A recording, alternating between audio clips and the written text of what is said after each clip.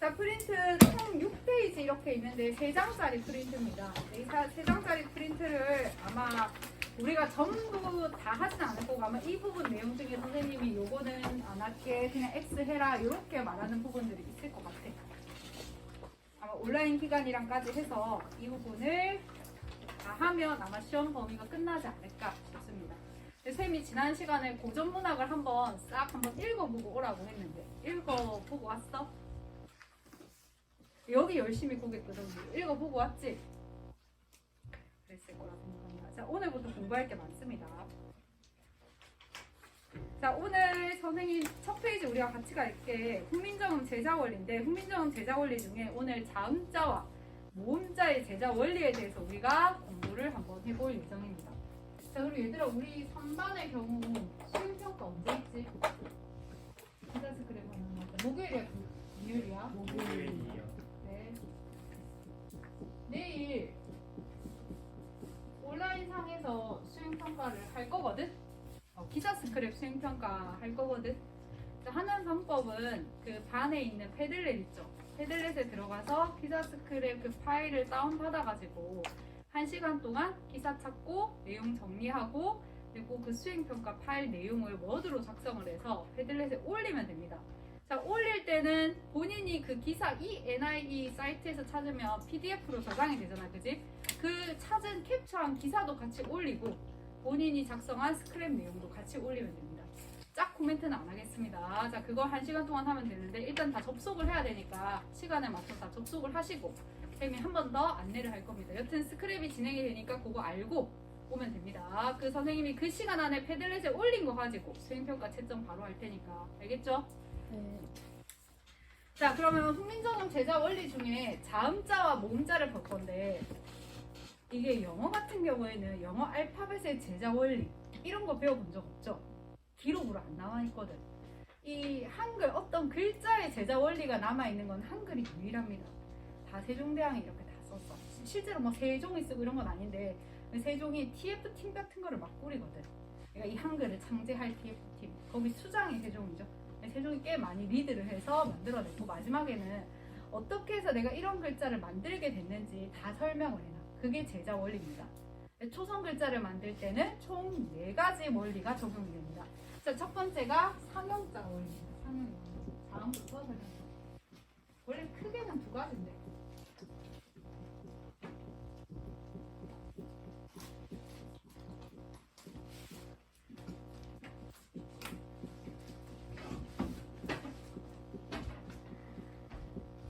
자, 자음을 만들 때는 먼저 이렇게 크게 2가지의 원리가 들어가. 상형의 원리와 가액의 원리. 상형이라는 말 많이 들어봤죠? 한자에서 상형 글자라고 하는 거 있지 않니, 얘들아, 그지? 상형자가 어떤 글자를 말하는 걸까? 상형자. 모양. 그 사물의 모양을 본떠가지고 이렇게 글자로 한자로 만든 걸 상형 글자라고 하죠. 세종도 마찬가지 모양을 본떴어. 자, 무슨 모양을 본떴냐면 발음 기관의 모양을 본떴습니다.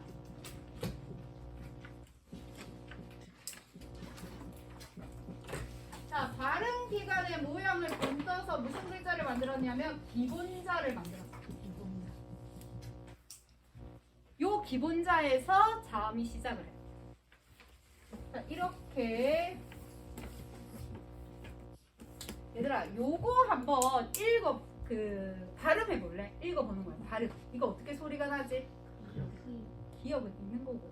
발음 이렇게 나죠. 그 발음할 때 혀를 한번 잘 보면 혀를 봤을 때 혀끝을 있고 혀의 반대편은 혀뿌리라고 하거든. 혀뿌리가 어디를 막는 것 같아? 목구멍 쪽, 혀의 안쪽에 딱 부딪히면서 막으면서 나거든. 그래서 이게 약간 이 목구멍 쪽이라고 하는 혀가 약간 이런 식으로 입 안쪽을 막으면서 나는 소리야. 그래서 이 혀의 모양을 본떠가지고 이렇게 기역자를 만들었습니다. 이 기역 소리가 발음될 때의 모양을 본뜬 거야. 자, 그래서 이 기역을 목구멍을 막는데 이 목구멍을 맞은 혀뿌리의 위치가 보니까 어금니에 가까운 위치거든. 어금니 방향이거든. 그래서 얘를 어금니 소리라고.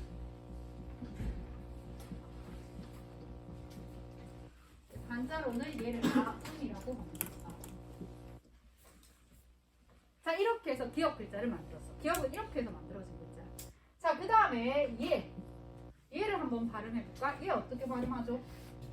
느 발음하지 얘들아. 혀 끝이 어디에 닿아? 혀 끝이 입 천장하고 그리고 밑 잇몸 근처에 닿죠?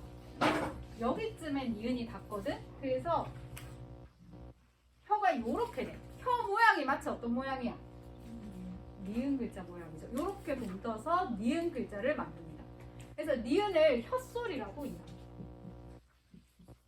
혀를 주로 활용해서 냈다고 해서 혀소리. 혀를 한자로 해서 서른.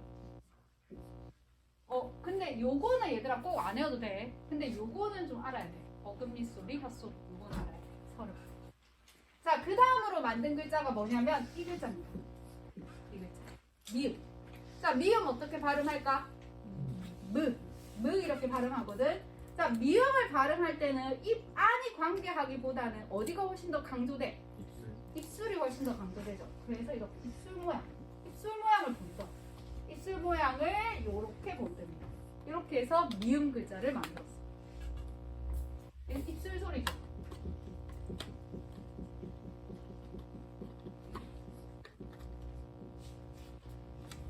자, 그 다음 글자 요거 잘했어. 자, 세종이 봤을 때 이 스라고 하는 게 얘랑 얘가 살짝 떨어져서 공기가 이렇게 마찰되면서 나는 소리거든. 이 이의 위치가 치아의 위치에서 소리가 난다라고 생각을 했어. 그래서 이 이의 모양을 본떠가지고 이렇게 시옷 글자를 만들었어. 그래서 이 소리입니다.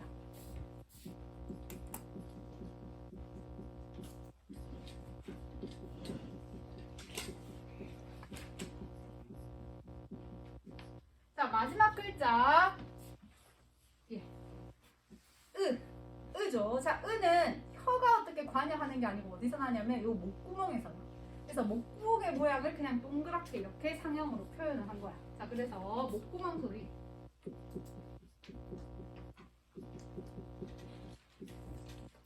호음입니다. 그래서 가설 순치 후 어금니, 혀소리, 입술 소리, 입소리, 목구멍 소리에서 이렇게 기본 자음 5글자를 만들었어요. 요 5글자만 자음 상형자로 만들었습니다. 상형의 원리로 만든 건데 요렇게야. 얘네들은 전부 다 뭐를 본다고 얘들아? 여기 이런 게 중요한 말들이야. 다른 기관의 모양을 따라서 기본 글자를 만들었다. 기본 글자가 요 5글자입니다. 자, 이렇게 해서 기본자를 만들었습니다. 자, 이 기본 글자만으로 자음이 다 끝날 수 없죠. 자, 여기서 세종이 어떤 식으로 글자를 만들었냐면 두 번째 가획의 원리에 따라서 글자를 만듭니다. 소리의 세기에 따라서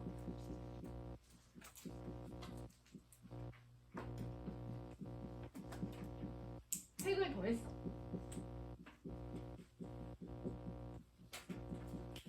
얘들아, 여기 있는 가획이라는 말이 획이 이렇게 줄을 긋는 거고 가자가 더하다라는 뜻이야. 뭐에 따라서 획을 더했다고? 여기서 중요한 말은 소리의 세기. 소리가 세지면 세질수록 획을 하나씩 더하는 거야. 얘들아, 그러면 기억에 획을 더해볼까? 무슨 글자가 만들어지니? 그렇지. 기억이라고 하는 글자는 기본 글자 기억에다가 획을 하나 더해서 만들어진 글자야. 근데 실제 발음해보면 그보다는 크가 훨씬 더 발음이 세죠. 자, 그러면 니은 글자에 획을 더하면 무슨 글자가 될까? 디귿. 디귿에 획을 하나 더 더하면 이렇게 해서 글자들을 만들기 시작합니다. 자, 미음에 획을 더하면 미읍, 피읍 이렇게. 자, 지읒에 획을 더하면 시옷에 획을 더하면 지읒이고 지읒에 획을 하나 더 더하면 치읒 되겠죠. 자, 그 다음에 여러분들이 모를 것 같은데 이응에 획을 더하면 지금 없는 글자지. 요런 글자가 만들어집니다. 요런 글자. 이응에 이렇게 획을 더하는 거. 그러면 이 소리는 이응보다는 소리가 조금 더 세겠지. 여기에 획을 한 번 더 더해. 그러면 이제 우리가 아는 뭐가 나와? 히읗이 나오게 되죠. 그럼 이 소리는 얘보다는 소리가 세고 얘보다는 소리가 약하겠지. 그래서 얘를 뭐라고 하냐면 여린 히읗.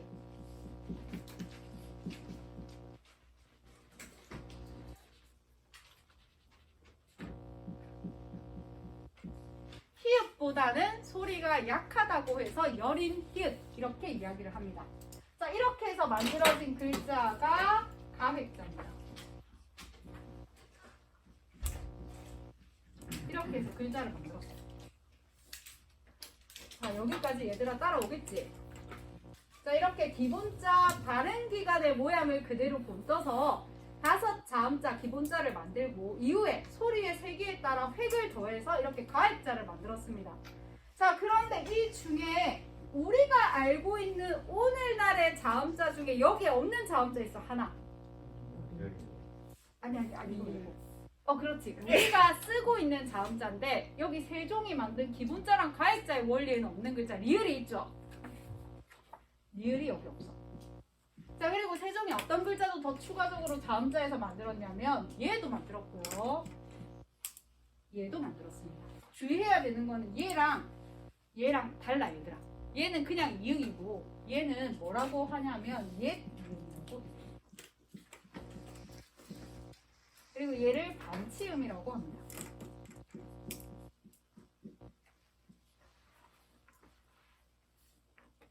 자, 그러면 리을과 반치음과 옛 이응은 여기 상형의 원리에 따라 만들어진 글자도 아니죠. 가액의 원리에 따라 만들어진 글자도 아니지. 얘네들은 세종이 이렇게 3개 써놓고 뭐라고 하냐면 얘네는 상형의 원리도 아니고 가액의 원리도 아니고 그냥 내가 별도로 만들었다 라고 얘기해요. 얘네를 뭐라고 하냐면 별도로 만들어진 글자라고 해서 이체자라고 이야기합니다. 이렇게 해서 세종이 만든 자음이 여기까지입니다.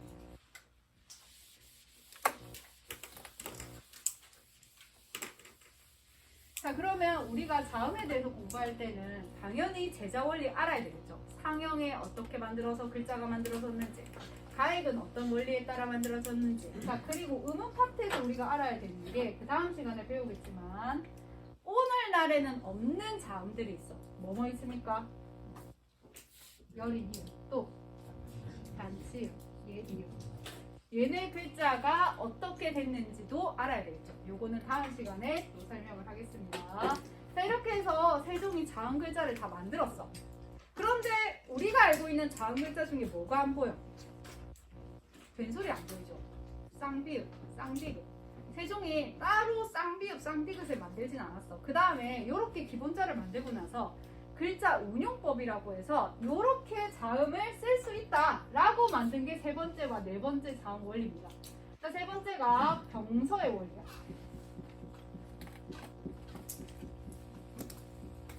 얘들아, 이 병서라고 하는 거는 나란히 쓰는 거야. 나란히.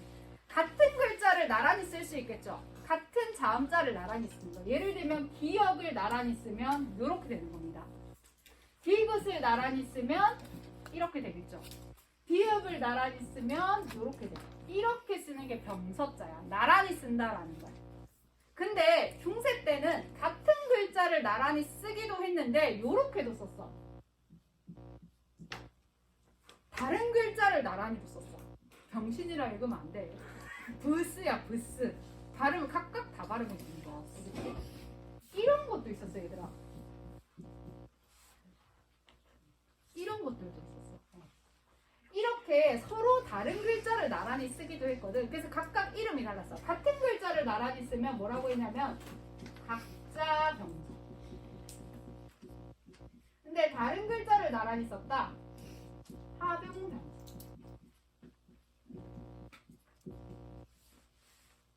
각자 병서는 오늘날의 된소리죠. 오늘날의 된소리라고 생각하면 돼. 얘는 끝, 뜻, 뜻 이렇게 발음했습니다. 자, 근데 하병병서 같은 경우에는 각각 발음해줬어. 브스 이렇게. 그래서 중세 때 얘들아 이런 글자가 있었거든. 자, 이거는 하병병서로 이루어진 글자죠. 이제 이런 게 나오면 요거는 하병병서구나 알아야 돼. 자, 그 다음에 얘는 우리가 오늘 조금 이따 배울 건데 아래아입니다. 아래아. 왜? 배터리 없다. 배터리 없어도 전고 떠도 계속 촬영되지 않나? 맞지? 자, 이게 아래아인데 아래아가 아와 오의 중간 발음인데 그냥 아에 가깝게 발음된다 라고 생각하면 돼. 그러니까 얘는 어떻게 발음했을까? 아라고 발음한다라고 치면 아까 얘는 얘도 발음하고 얘도 발음해야 되거든. 어떻게 발음했을까? 붓살 이렇게 말합니다. 붓살. 붓살이 오늘날에 뭘로 되냐면 쌀입니다. 우리가 밥 먹는 쌀. 원래 붓살이었어. 붓살. 이런 식으로. 예전에는 얘네와 얘네가 다 각각 발음됐었다. 이게 합용정서다. 이 정도까지 알아놓으면 되겠습니다. 자, 그 다음에 하나 더 쓸게요. 연성각.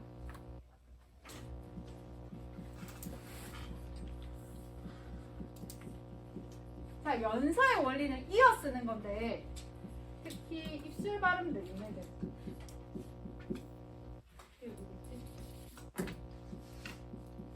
솔직히 이 중에 얘네만 좀 기억하면 되는데 비음만 알면 되는데 이 밑에 동그라미를 이렇게 써. 비음 밑에 동그라미, 니은 밑에 동그라미. 근데 얘네는 거의 다 안 쓰였고 얘네만 좀 쓰였습니다. 비음 밑에 동그라미.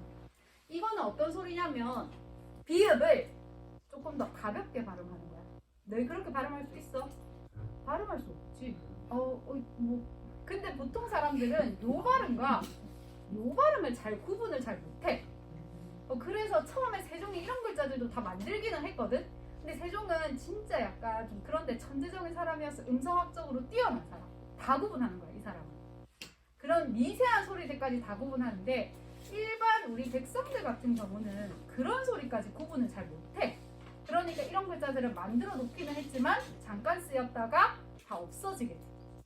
이 반치음 같은 것도 쌤이 예전에 반치음 뭐와 뭐의 중간 발음이라고 했었어요, 얘들아. 시옷과 지읒의 중간 발음이고. 근데 시옷과 지읒의 중간 발음 이거 다 사람들 잘 구분 못해. 처음에 좀 만들어서 쓰였다가 다 사라지게 돼. 그래서 약간 그런 것들이 있습니다. 연서도 요거 정도만 좀 알아놓으면 됩니다. 자, 그래서 자음의 제자 원리는 제일 중요한 게 이 상형과 가액의 원리에 따라 만들어진 요 글자들. 그리고 여기 있는 이체자 글자들 좀 잘 알아놓고. 자, 병서는 같은 글자가 이렇게 나란히 써지는 각자 병서와 다른 자음들을 붙여 쓰는 합형 병서가 있었다. 근데 이 합형 병서의 이 자음들은 각각 다 음가를 가지고 있었다. 그리고 연서에는 이 비읍과 같은 거 밑에 동그라미를 써주는 소리인데 그냥 이런 것도 있구나. 이 정도만 알면 되겠습니다. 자, 그러면 이제 모음 제자 원리 한번. 자, 모음 제자 원리는 자음보다 조금 더 쉬운데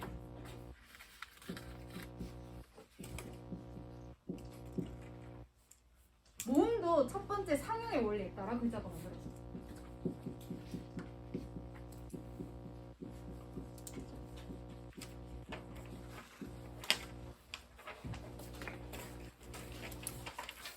모음도 상형에 따라 원리에 따라 글자가 만들어지는데 아까 자음은 어떤 모양을 본뜬다고 했어요, 얘들아? 바른 기간. 근데 모음은 바른 기간이 아니야. 모음은 성리학의 원리에 따라 좀 만들었거든. 이 조선이 유교 국가였잖아. 성리학에서 삼재라고 하는 게 있거든. 삼재. 그러니까 세 가지 굉장히 중요한 거. 이 우주 만물을 구성하는 중요한 세 가지 요소가 있다고 했어. 뭘까? 하늘. 그렇지. 그 다음에 땅. 그리고 중요한 사람. 그렇죠. 그게 뭡니까? 천지기주. 오, 엄청 심하다.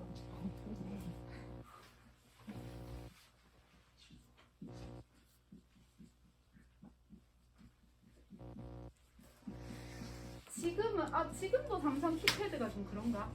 그 천지인의 원리에 따라 삼성 키패드가 그렇게 되어 있나? 예를 들면 아라고 하는 소리를 만들어낼 때 뭐와 뭐를 합쳐? 이랑 점. 이랑 점을 합쳐. 그 점이 바로 이 세종이 만든 글자입니다.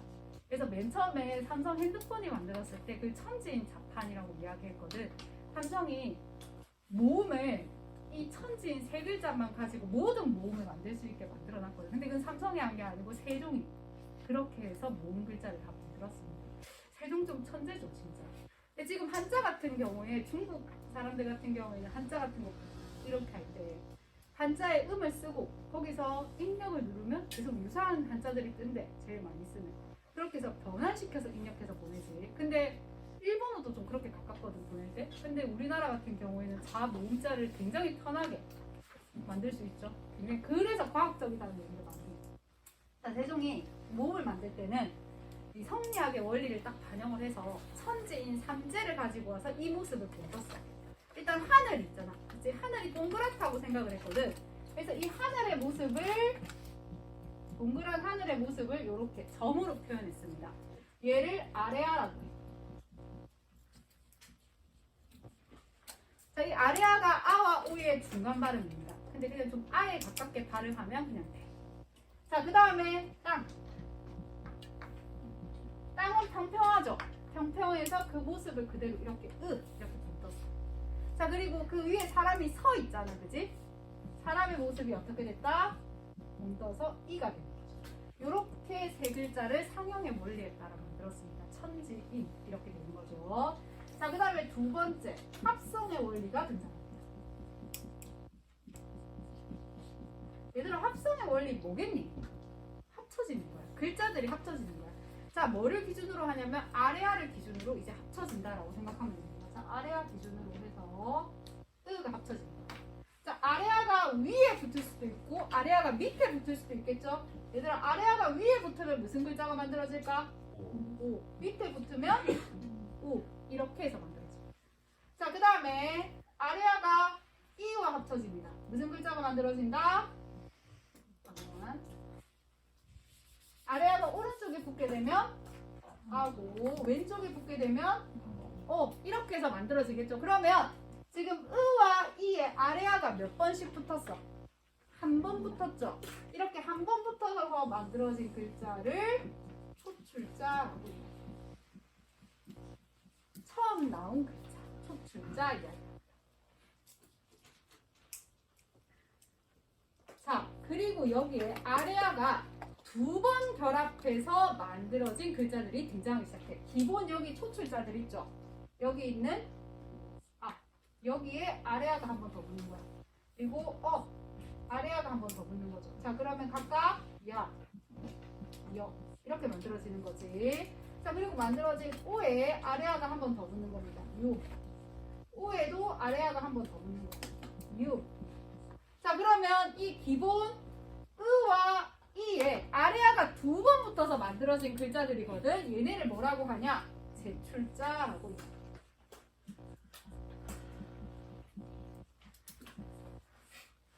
자, 이렇게 해서 몸도 글자를 이렇게 만들었습니다.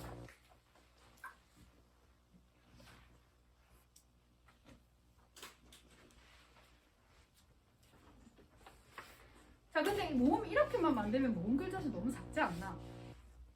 그지? 얘들아, 이런 글자 없어, 모음에. 이런 글자가 있는데 이것만 가지고 이 글자가 만들어집니까? 안 만들어지죠. 그래서 세종이 이렇게까지 해서 모음 기본자를 이렇게 쭉 다 기본자는 아니지. 기본자는 이거니까 합성의 원리에 따라 이렇게까지 딱 만들었어. 그리고 나머지는 뭐라고 했냐면 만들어진 요 글자들을 합쳐가지고 쓸 수 있다라고 이야기했어. 그러면 여기서 만들었던 것 중에 여기 있는 얘와 얘를 합치면 무슨 글자가 되겠습니까? 그렇죠. 자, 이렇게 해서 만들기 시작하는 글자들은 이제 뭐라고 하냐면 합용의 원리에 따라서 글자를 쓸 수 있다. 이렇게 이야기를 했습니다. 자, 그 다음에 얘와 얘가 합쳐져서 오 플러스 어가 합쳐져서 뭐죠? 이런 것도 전부 다 합용의 원리에 따라 만들어진 거라고 생각하면 됩니다. 그러니까 아레아가 붙어서 만들어진 거는 전부 다 합성의 원리에 따라 만들어진 거고 그 외의 글자들이 합쳐진 것들은 합용의 원리에 따라 글자가 만들어졌다라고 생각을 하면 돼. 자, 그래서 거기에 있는 초출자, 제출자가 있는데 바로 그 내용입니다. 자, 그 중성글자 부분을 보면 자, 상의 원리.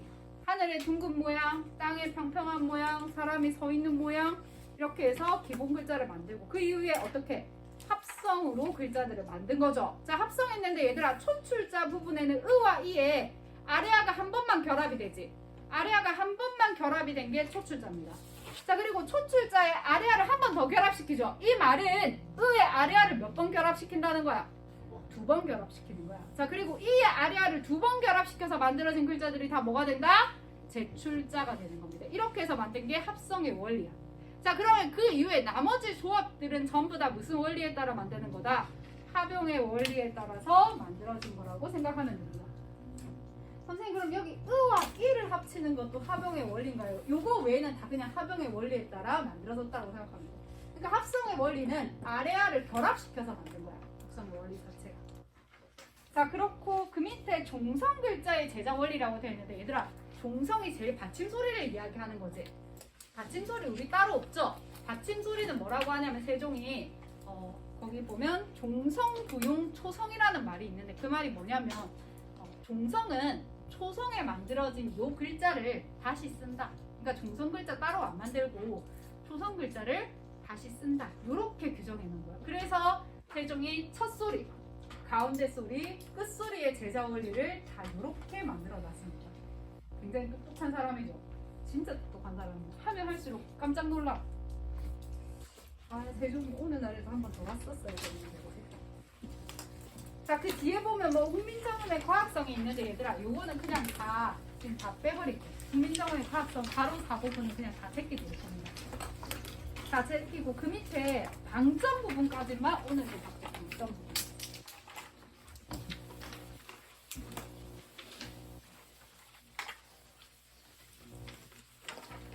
우리 오늘날에는 요게 없는데 중세 때는 뭐가 있었냐면 성조가 있었어. 지금 중국의 성조가 굉장히 많이 발달되어 있죠. 우리도 중세 때 성조가 있기는 했어. 이 성조를 표시해 주는 거를 방점이라고 이야기해. 성조. 성조는 그냥 높낮이거든. 소리의 높낮이.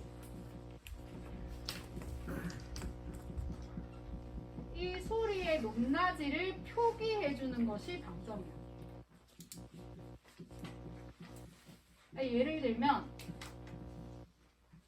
밥이라고 하는 단어가 있어. 이 밥에 요렇게 왼쪽에 표시한 거, 얘가 방점이야. 이 방점을 보고 이 밥이 어떤 성조를 가지는지 사람들이 알았어. 자, 그러면 우리나라 성조는 요렇게 있는데 총 4가지가 있습니다. 평상거입이라고 하는데, 자, 요 소리가 평성, 요 소리가 거성, 요 소리가 삼성. 이렇게 3가지. 자, 언뜻 보니까 소리가 가장 낮은 소리가 무슨 소리 같아? 평성입니다. 평성이 가장 낮은 소리.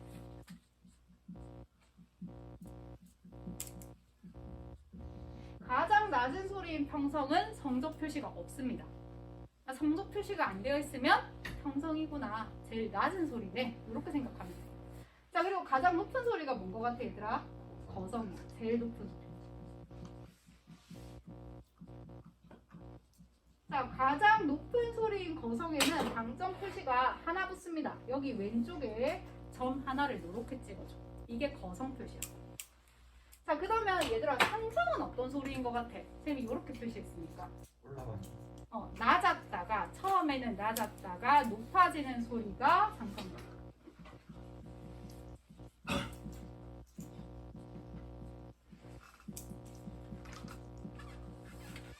자, 이 상성은 성조가 이렇게 왼쪽에 2개가 붙습니다. 이렇게 상성. 근데 우리가 흔히 성조라고 하면 평상거입 이렇게 쓰거든. 평, 상, 거. 선생님, 그럼 입성은 뭐예요? 라고 하면 입성은 높낮이는 아니고 얘는 오히려 빠르기랑 관련되어 있어. 빨리 끝 닿는 소리라고 해서 빨리 끝맺는 소리. 이렇게 입성 표시가 되어 있으면 소리를 빨리 끝내야 돼. 근데 입성은 방점으로 표시를 안 해. 요거 가지고 좀 표시를 했어. 여린 히읗 가지고 표시를 좀 했어. 근데 얘들아, 입성 부분은 여린 히읗 가지고 그냥 표시를 했거든. 여기서 더 막 깊게 알면 되게 힘들고, 입성은 빠르기랑 관련되어 있고 입성이 쓰였다라고 하면 빨리 끝맺는 소리구나. 이 정도까지만 알면 돼. 그러니까 예를 들면 입성이 쓰인 게 이런 경우야. 이때 얘를 실제 발음을 하면 안 되고 입성 기호로 쓰였다고 생각하면 되거든. 기호는 발음 안 해. 그러니까 이게 쓰였으면 얘를 발음할 때 어떻게 하라는 기호 표시다. 빨리 끝내라는 얘기야. 불 이렇게 발음하지 말고 어떻게 발음하라고? 불 이렇게 짧게 발음해. 이게 입성 표시입니다. 자, 그래서 이렇게 성조가 있었다. 요거까지 좀 알아두고, 그러면 나중에 얘들아 맨 뒤에 한번 보면 원문이 나와 있거든. 거기 5페이지에 세종어제 훈민정음 나와 있는데, 나란 말싸미 부분을 보면 나의 왼쪽에 성조 방점이 있습니까? 없습니까? 방점 없죠? 그러면 나라고 하는 단어는 어디에 해당된다? 형성에 해당된다 라고 보면 돼요. 랏 보니까 나라의 랏을 보니까 라 앞에는 방점이 하나 붙었죠? 그럼 라는 무슨 소리에 해당된다? 거성에 해당된다. 이렇게 볼 수 있으면 됩니다. 말싸미에서 말을 보니까 왼쪽에 점이 두 개죠? 얘는 무슨 소리에 해당된다? 상성에 해당이 된다. 이렇게 이해합니다. 자, 오늘 여기까지 하도록 하겠습니다. 이거